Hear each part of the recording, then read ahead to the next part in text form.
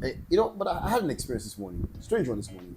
Okay, share it. Share it. I was on my way to work, and I see a guy with a jerry can, and he's trying to buy petrol. So we're having a conversation randomly. I said, he was talking to the guy beside him, and he was saying, oh, he's going to buy petrol. That is so strange that once they said the price of fuel is going to come down. So why is it scarce?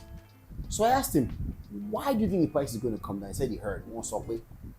And who told you? So just speculating. So speculative rumor. Then I asked him a question. I said, did you vote during the last elections? Good He question. said yes. Who did you vote for? I won't name his candidate. Then I said, why did you vote for that candidate? Was it because he was from your tribe? He said yes. He's from my tribe.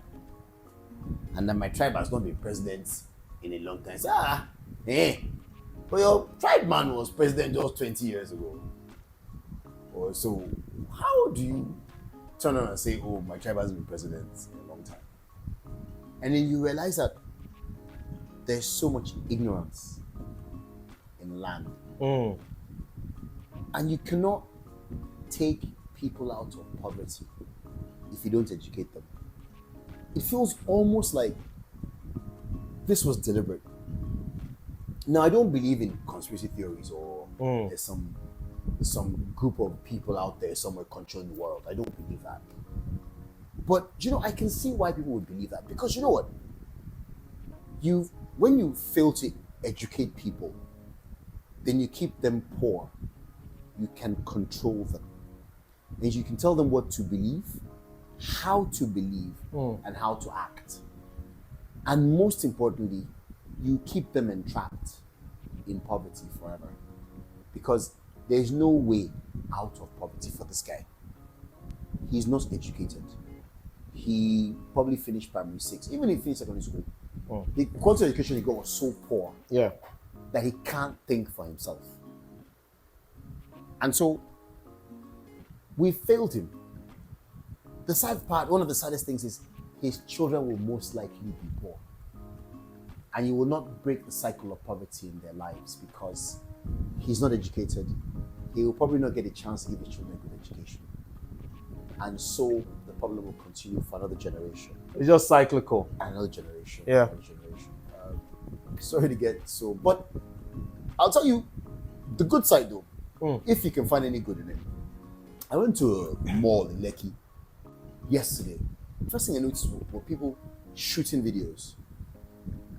I parked. Like, are you talking about content creators? Initially, I didn't even understand.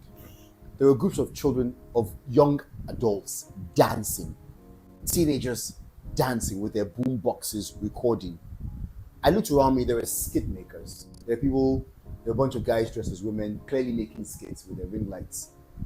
I kid you not, within this, how big is this car park? This is Circle Mall in Lekki. How big is this car park?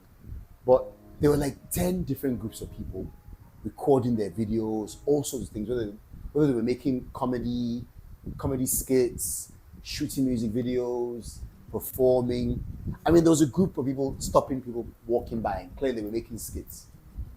And I realized something, which I guess our parents' generation got wrong, which is, and which I'm happy these guys get right these days, that your path to freedom is not tied to education. It's not tied to JAM. It's not tied to WAEC. It's not tied to getting a BSc or a BA. Yeah. It is now simply, people now understand that, you can create your way to wealth. You can create your way to financial freedom. And the best part is, you can have fun doing it. Yeah. And no, you're absolutely right. And I said poverty struck me, which was the first thing. But as I settled in my trip, which I call a working trip, the culture has changed. You asked me a question earlier, which I'm going to circle back to. Yeah.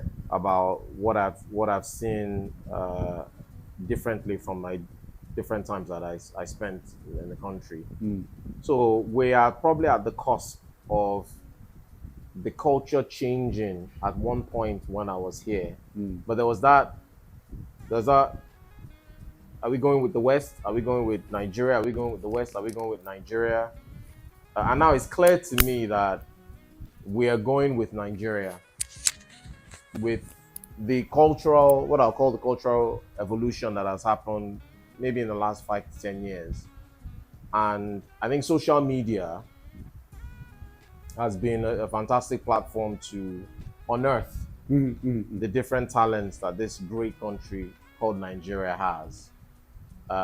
And because of the economy that we talked about earlier, and how everybody within the ages of 18 to 35 will not get a tech job, will not get a job in Microsoft, will not get a No. job in the ministry for those who Or banking or or accounting. banking or oil and gas, which are the 3-4 major employers of labor.